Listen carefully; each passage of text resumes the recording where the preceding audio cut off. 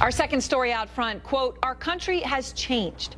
With those 4 words, Chief Justice John Roberts and 4 other Supreme Court justices struck down a key part of the Voting Rights Act of 1965. Roberts cited census data that show this.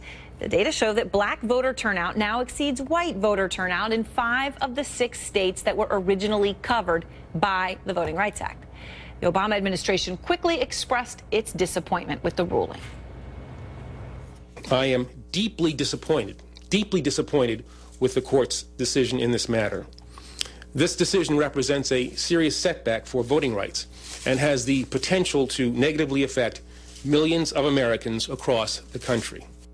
All right, so what does this ruling mean for the civil rights movement? Our senior legal analyst, Jeffrey Toobin, is here. All right, Jeff, so they cite the census data saying, look, essentially the Voting Rights Act worked. We've got voter turnout up. It's equal, so we're not going to get involved with this. But yesterday, they sent affirmative action back down, too. So it seems like they're kind of punting on civil rights. Well, I think they're very different. I do think they really kind of punted on the affirmative action case. They didn't really want to deal with it. They're sort of leaving the status quo more or less intact for the short term.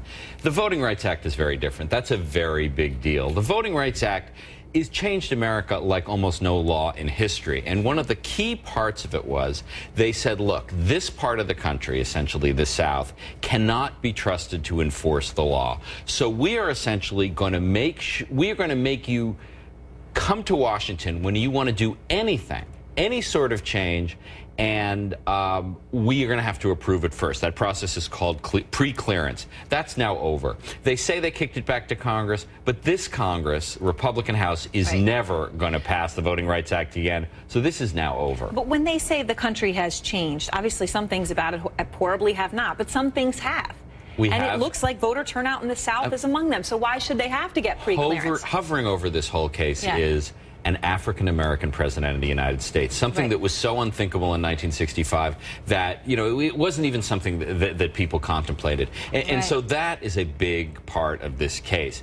But if you look at the statistics of who actually runs these states and who makes the decisions about voting, and especially in recent years, you've seen so much efforts at voter suppression aimed largely at African-Americans and low-income people. That's what the civil rights community is so worried about the fallout of what this may be. And you've already seen in Mississippi and Alabama and Texas local officials saying we're changing the laws, and they are all in a direction to make it harder to vote. Fascinating. And of course, gerrymandering happens.